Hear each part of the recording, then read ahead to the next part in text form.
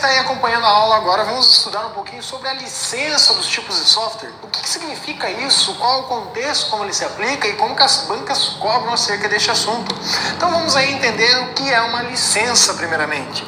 É um termo que às vezes aparece na questão não como o objetivo dela, mas simplesmente como contexto. E o que é uma licença de software propriamente dito? Uma licença de software nada mais é do que uma estrutura que vai ser regida como sendo um registro.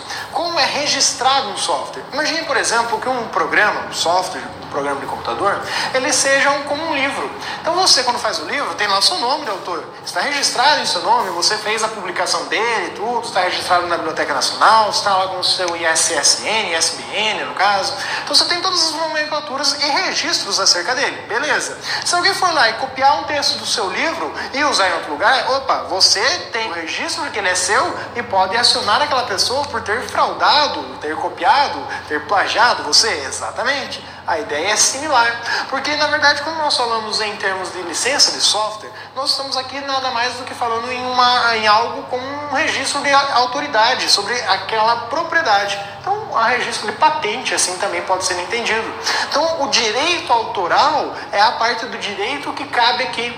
Apesar de a informática não possuir uma legislação muito específica, existe a opção de classificá-la de acordo com proximidade, similaridade, como falado no direito, onde eles aproximam os conceitos. Então aqui, dentro da lei brasileira, quando fala em termos de simplesmente licença de software, eles vão comparar isso com a ideia básica do direito autoral. Então é fundamental este entendimento. Agora, temos duas principais frentes. Aquela mais antiga, que é a do software proprietário, e a do software livre, que veio depois aí meio que como uma ruptura entre as ideias. O software proprietário, ele também é citado nas provas como software não livre. Então, ao falar que ele é não livre, significa que ele vai comparar justamente com o software livre. Por isso, cuidado, porque as bancas elas acabam usando, ao invés de falar proprietário, esta expressão, por conta da fragilidade, aí a palavrinha não ser passada batido no meio da questão, então muito cuidado com essa expressão. Então, software não livre. O que significa? Que este software ele é registrado em nome de alguém. Uma empresa detém ele. E quando você vai usar um software dessa natureza, ele vai ser normalmente pago. Só que este pagamento é no formato de um aluguel. Então, você paga para ter o direito de utilizar aquele produto. Só que quando nós usamos a palavra normalmente, significa que não é necessariamente. Ou seja, existe software proprietário que é gratuito, sem problemas. Então a ideia de propriedade de software, a ideia da propriedade da licença especificamente, ela não está apoiada sobre o custo do software. O mesmo vale para o software livre. Uma estrutura de licença ela está baseada sobre esta estrutura, sobre a estrutura de um código-fonte. É ele o fator que vai dizer se é livre ou não. Então ele é a sua característica fundamental. Então você vai buscar esta palavra-chave em meio às questões que simplesmente citam software proprietário e software livre. Muito bem.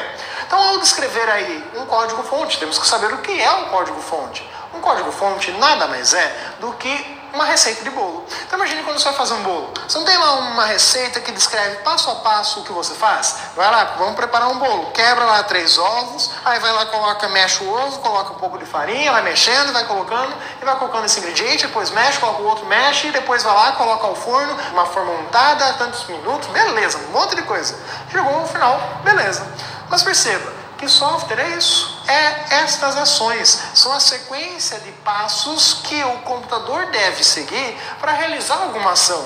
Como uma receita de bolo, uma sequência de passos que nós devemos seguir. O software é uma sequência de passos para o computador.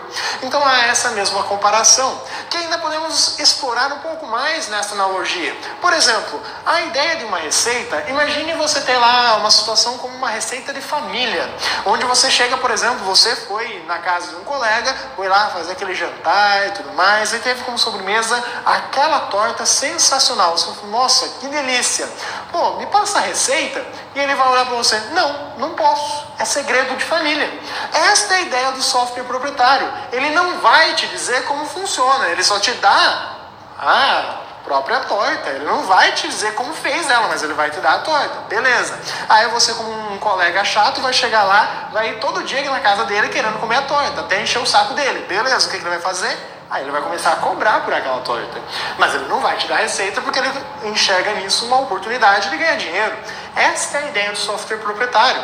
E ela foi basicamente incentivada pela própria Microsoft, que é um dos principais exemplos. Ela surgiu aí basicamente com a ideia da Microsoft, quando ela entrou em acordo com a IBM. O próprio Bill Gates chegou lá falando para a IBM, olha, é o seguinte, quando nós formos criar este produto, eu não vou cobrar nada agora. Eu não quero nada direto na produção desse produto. O que eu quero? Eu quero que você basicamente me dê um percentual. Eu vou cobrar de acordo com a licença e não pelo produto como um todo.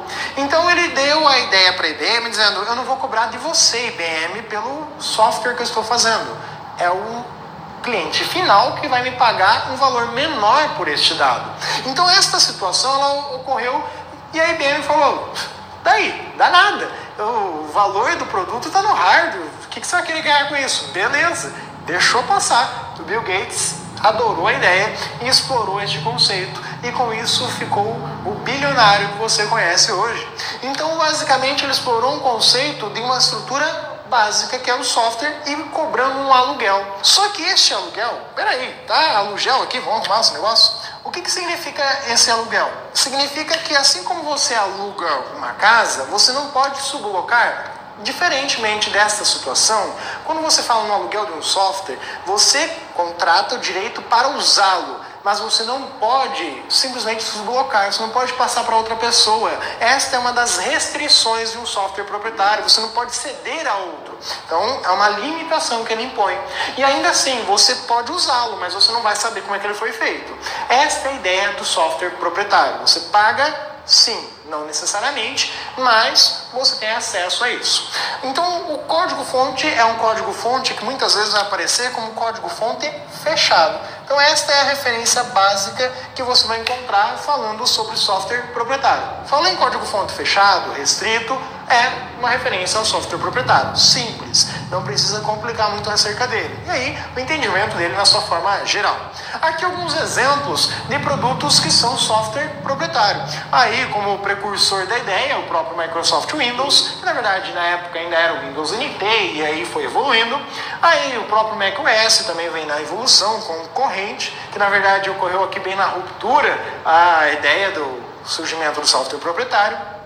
Photoshop, aí bastante usado, na verdade a maioria dos produtos da Adobe, inclusive o leitor de PDF, que se enquadra aí como um exemplo. Ele é proprietário, mas você não paga o Adobe Reader, você não paga ele para poder instalar no seu computador e poder ler arquivos PDF. Você está usando um produto que é gratuito, mas é software proprietário. Então, em geral, os produtos da Adobe são softwares proprietários. O CorelDRAW, aí, usado para a edição de imagens vetoriais, aqui meramente então aparecem como exemplos de programas que você paga para poder utilizar. Tá, vamos corrigir a ideia aí. Programas que você deveria pagar, porque eu tenho uma pulguinha atrás da orelha que está dizendo que você não pagou para usar esse cara. Eu tenho uma sensação de que você está usando um produto pirata.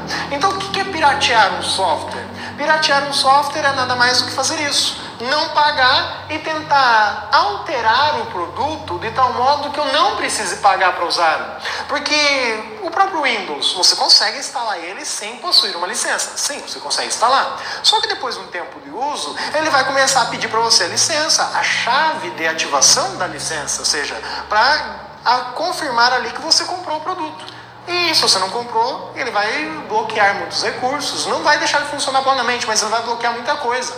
E aí, se você quiser usar ele da maneira plena, você vai ter que pagar a licença ou recorrer aí à pirataria. E a pirataria não é algo interessante, não pela questão aí, digamos, política da coisa no contexto geral. Já eu não gosto de não sei o que, ficar pagando isso aí. A questão da pirataria ela envolve mais um processo de segurança. Por quê? Muitas vezes as ferramentas que você usa para piratear um software que é proprietário, elas não são simplesmente ferramentas sadias. Elas trazem algum porém, um malware normalmente embutido. E aí que mora o perigo. Ou seja, você acaba ficando à mercê dessas ferramentas. Então esse que é o problema da pirataria, principalmente por conta da segurança. E aí o WinZip também, um exemplo de software proprietário que você não paga para usar ele. Mas aparece lá para você instalar ele e depois de um tempo ele começa a cobrar a licença. Quando falamos em direito autoral, o que surge aí é justamente a expressão copyright. Significa literalmente direito autoral. O direito do autor é essa a base do software proprietário. Você tem um registro ao qual impõe a estrutura. Muito bem, entendemos o software proprietário e vamos agora entender o software livre. O software livre é o contrário, de certo modo sim, mas novamente, nós temos que tomar como base o código-fonte. É ele quem vai diferenciar se é software livre ou software proprietário. Ou seja, o software livre, ele tem como regra básica o código-fonte ser um código aberto. Ou seja, falou em software livre, ele necessariamente está descrevendo um software que possui o seu código-fonte aberto. Ou seja, é a receita de bolo, como nós havíamos citado aí, só que de uma maneira diferente. Vamos imaginar, no primeiro contexto você pediu a receita e ela lhe foi negada. Isso era o proprietário. No software livre, você foi à casa do seu colega, comeu, gostou da fruta lá, gostou do produto, e aí você pediu a receita, como ele fez para produzir aquilo, como ele fez para criar aquele bolo, qual era a receita daquela situação. E ele vai lá, todo faceiro, chega, bom, que bom que você pediu, tá aqui a receita. Este é tanto a ideia do que é o software livre, como também o espírito do software livre. Ou seja, o cara que sente prazer em compartilhar, ele sente orgulho e fala, pô, você gostou, bacana, tá aqui, funciona assim. Use e passe para os outros. Então você tem essa referência ao software livre. Este que é o estímulo que movimenta a ideia do software livre. Por quê? Um software livre, ele é, por conta dessa característica, na sua maioria dos casos, gratuito. Sim, ele é gratuito, mas ele pode ser pago. Então cuidado com isso. Não é porque ele é livre que ele é gratuito. Ele, na maioria dos casos, é. O que é cobrado quando fala-se em software livre? Não é cobrado o produto. Na verdade, o produto em si pode até ser cobrado. O que eu não posso cobrar é aquela ideia de aluguel.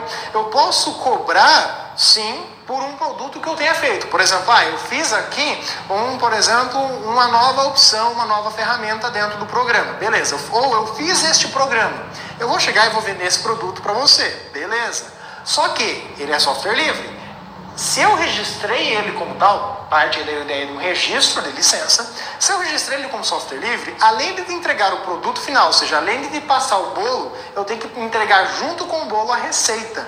Ou seja, eu tive o trabalho de fazer, então eu te entreguei o bolo, mas também tenho a obrigação de passar junto à receita. Então é garantido esse acesso ao código-fonte. E aí você, se quiser, pode reproduzir essa estrutura, literalmente, que é uma das leis que regem o software livre, a reprodução de algo que você tem propriedade a partir de então. Só que quando você fala em software livre, esta propriedade é sobre aquilo que está na sua mão, então você pode fazer o que você quer com o software livre, mas nem tudo. O que você vai observar é que quando você utiliza um software livre, você não pode sair revendendo, você não pode tentar transformar ele em um software proprietário, mas o que você quer em termos de liberdades. Por exemplo, se você tem um software proprietário, Windows, se você fizer uma cópia do CD e passar para outra pessoa, isso já pode ser caracterizado pirataria, principalmente se você envolver aí a ativação de chave e tudo mais. Mas isso ainda não. Mas se você tentar falsificar ou repassar aquela chave que você usou em um computador para outro computador ou outra pessoa, isso não pode.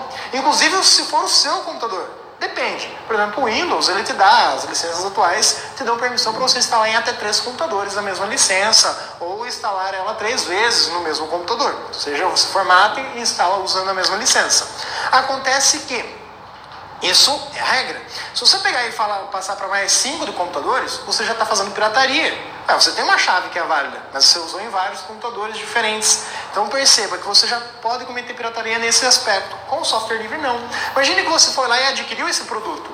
Você comprou aquele bolo é seu, você pode fazer o que você quiser. Se você quiser tacar fogo nele, você taca fogo no CD do software livre, taca fogo no produto. Se você quiser pegar e enviar para todo mundo que você conhecer, você pode enviar. Você pode fazer essas liberdades. Inclusive, você pode alterar este cara. Exato. Porque você tem acesso a como ele foi feito. Então, imagine, você tem a receita do bolo na mão. Se você olha, aqui o cara está utilizando o leite, mas eu tenho aí tolerância à lactose, eu vou trocar isso aqui e vou lá e coloco uma outra coisa. Então, você pode fazer essas modificações. Então, você pode alterar ele, porque você tem acesso a como ele é feito. Então você consegue mudar ele. Esta é a ideia do software livre. Já o proprietário não. O proprietário, Windows, por exemplo, se você precisa de um botão novo, já era. No máximo você vai pedir para a Microsoft, olha, eu preciso de um botão que faz isso aqui. Ela vai responder para você dizendo, olha, infelizmente não tem como. E aí, talvez se a sua ideia tenha agradado eles vão pegar e usá-la para a próxima versão criar tal opção. Ah, bacana, legal, aí você vai ficar faceiro, oh, minha ideia está lá implantada, beleza, só que quem está ganhando dinheiro é eles, em base nisso que você sugeriu. E você não teve nenhum registro, não fez uma propriedade sobre aquela ideia, sobre aquela opção, pronto, eles vão estar ganhando dinheiro e você não pode mais nem dizer que aquela ideia foi sua, porque senão você é acusado de ter plagiado eles. Olha só como é que funciona o negócio. Então essa é a ideia básica de estar trabalhando com a licença de software livre.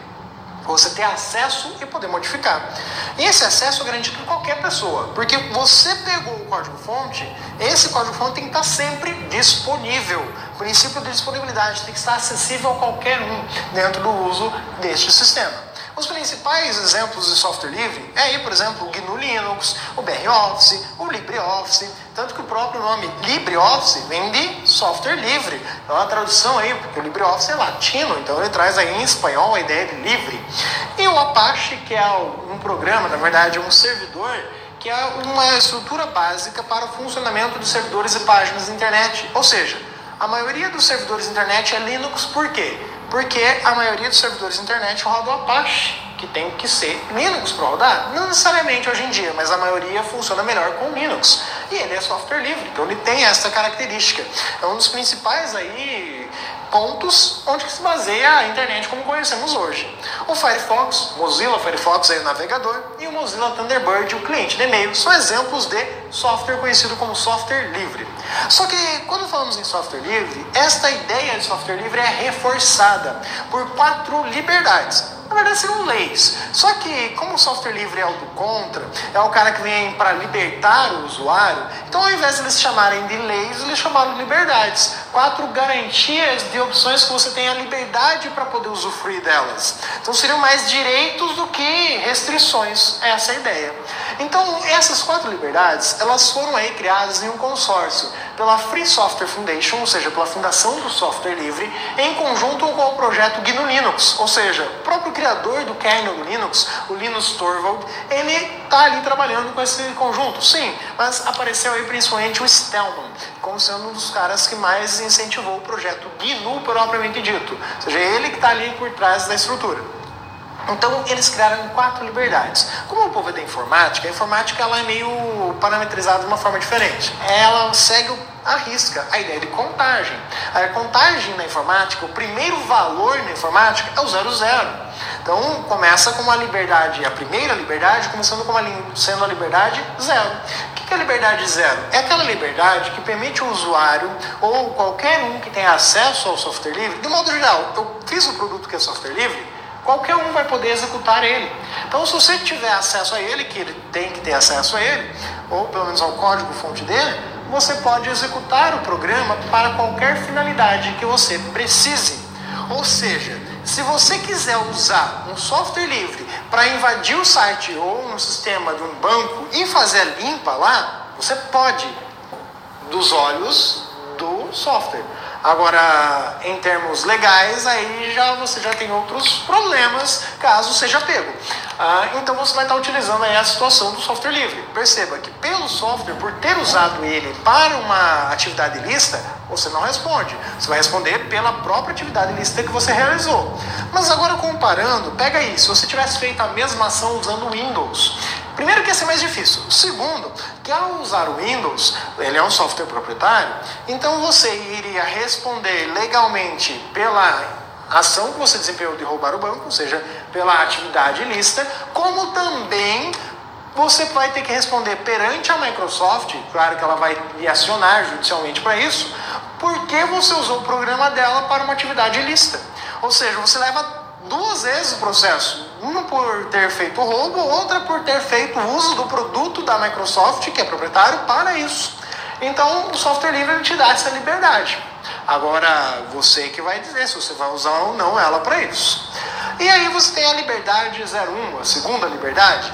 A segunda liberdade, ela diz respeito a a opção que você tem. Cuidado, para poder fazer o uso da segunda liberdade, ela já tem uma prerrogativa básica, o acesso ao código-fonte.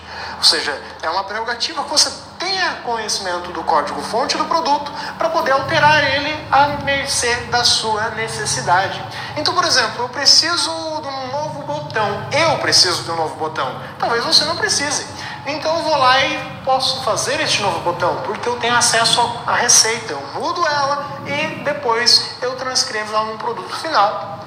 E eu posso usá-la tranquilamente. Eu posso fazer isso, porque eu sei como mudá-la. Já no caso do proprietário, não dá para fazer isso. Então, primeiro, esta licença, neste princípio de mudança, é na ideia de adaptar às necessidades do usuário. Então você vai adaptar ao que você precisa. Por que eu utilizo aqui o termo adaptar? Porque como você tem aí no seu texto material a liberdade na sua forma completa. Então aqui é apenas uma analogia para ficar mais prático memorizar. Porque você vai adaptar ao que você precisa. E se você quiser, você pode pegar esta adaptação que você fez para resolver uma necessidade sua e pegar e passar para outras pessoas, porque talvez ela seja uma necessidade de outras pessoas. A ideia é de distribuir. Tanto que aqui surge uma das características do Linux. Por quê? Essa intenção de distribuir acaba levando ao princípio da existência de várias distribuições quando falamos aí em Linux.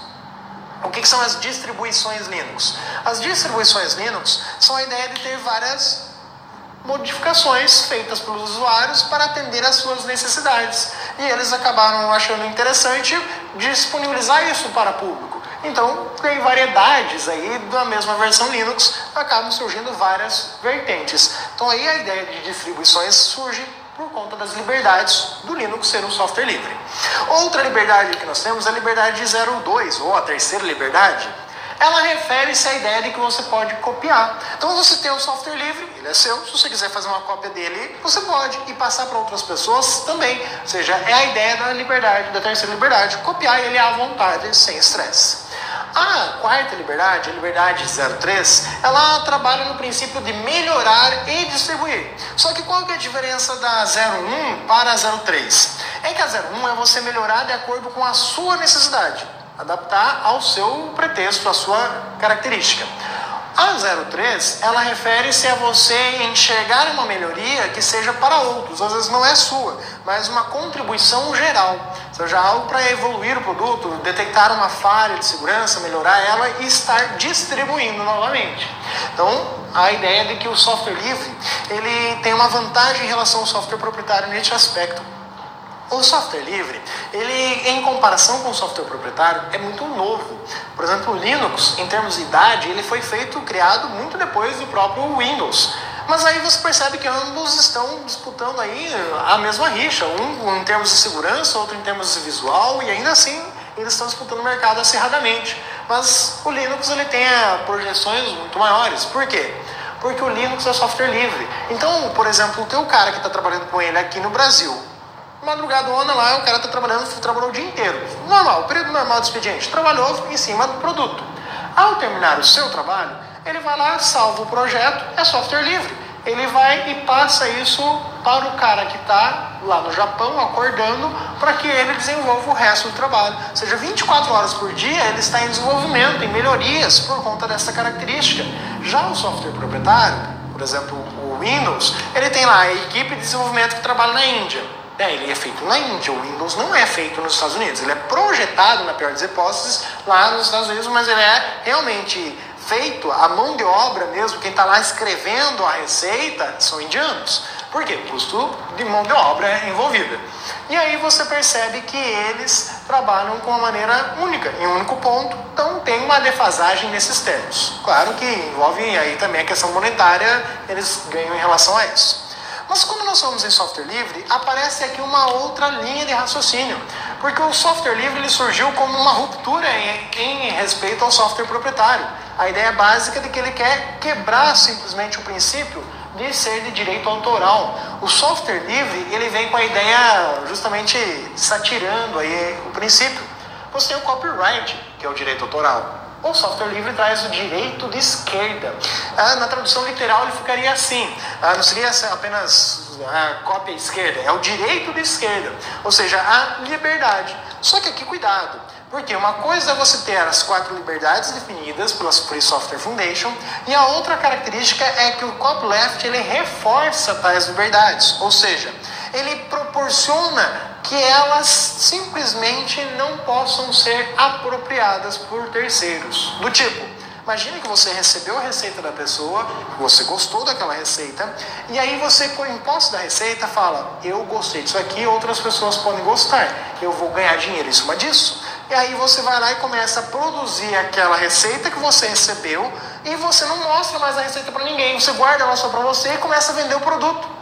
Não pode isso. Quando é software livre, você não pode fazer isso. Você fica restrito à proibição, ou seja, você não pode fazer essa situação. Essa é uma das garantias que o software livre continue como software livre.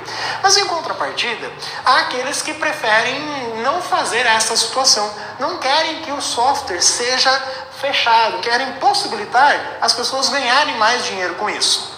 Aí surgem as outras licenças, como por exemplo a licença BSD, dita como uma licença mais permissiva. A ideia da BSD é simples, ela é criada apenas para que o autor garanta que o seu nome continue presente no software. Então imagine, eu vou lá, faço um programa, um software, ao fazer este software, eu vou simplesmente dizer que, bom, eu não quero mais mexer com ele. Se alguém gostou dele e quer dar continuidade, quiser explorar, quiser ganhar dinheiro com ele, pode. Mas eu quero que ele faça isso desde que o meu nomezinho esteja lá, dizendo que eu fui o fundador daquele produto, eu que criei aquele negócio. Essa é a ideia da licença BSD. Então você cria o produto, ele sai do criador como o código-fonte disponível, mas se alguém quiser pegar aquele código-fonte e alterar e melhorar e fazer alterações e depois fechar o produto, não passar mais adiante a receita, ela permite isso, desde que o nome do autor ainda conste lá no produto final. A LGPL, ela é mais restritiva, ou seja, não permissiva. Ela permite que o usuário altere o código. Mas, se você tentar passar ele para frente sem mudar, você tem que manter o código-fonte. Ou seja, você tentar pegar um software livre e vendê-lo, cobrando alguma coisa, simplesmente o serviço agregado a ele, você vai ter que manter o código-fonte junto.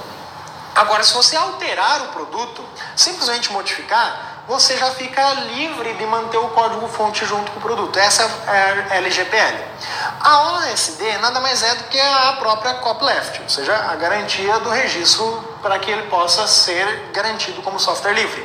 O XMIT, na verdade o MIT é um instituto e tudo mais, a XMIT é uma licença criada por eles para que ela seja literalmente permissiva, similar à ideia da BSD, mas um pouquinho diferente. Ela sequer preza pela sua garantia de autoria. Simplesmente alguém cria um produto, como há dificuldades às vezes em manter o projeto, não sabe se ele vai continuar ou não, simplesmente ele é criado o startup do projeto e é lançado no mercado. Se alguém quiser que fique à vontade e dê continuidade a ele, a licença não aprende a essa ideia.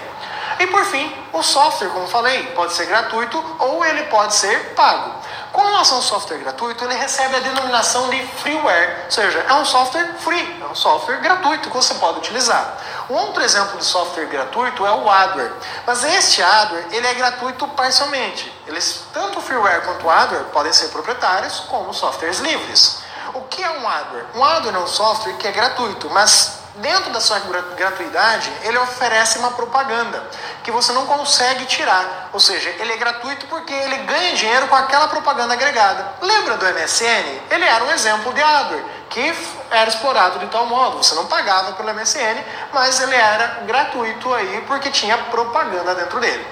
Os gratuitos para testar são aí as licenças conhecidas como shareware. Então, gratuitas para testar. Você tem a oportunidade de poder usá-la, mas depois de um tempo ela vai começar a cobrar licença e pode deixar de funcionar ou simplesmente ficar te enchendo o saco toda vez pedindo licença. Um principal exemplo aí de shareware é o WinRAR. É um programa que você vai lá e instala gratuitamente, mas com o tempo ele vai cobrar de você para que você registre o produto. Se você não registrar, ele não deixa de funcionar, mas ele vai ficar toda hora pedindo para você fazer a compra da licença. Então, esse é um exemplo de shareware. Vamos resolver alguns exercícios só para entender melhor esse universo. Ao contrário de um software proprietário, o software livre ou de código aberto permite que o usuário tenha acesso ao código-fonte do programa, o que torna possível estudar sua estrutura e modificá-lo. O GNU Linux é um exemplo de software operacional livre usado em servidores.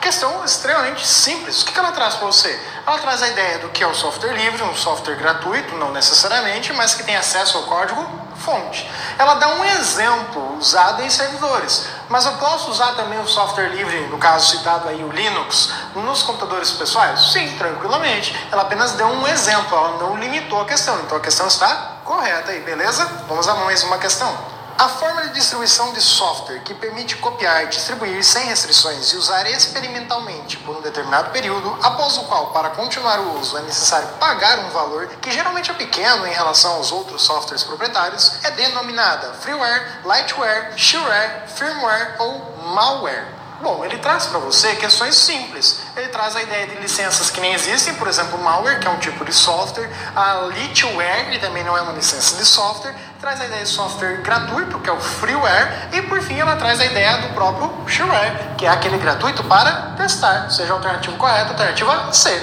Com isso eu espero que você tenha entendido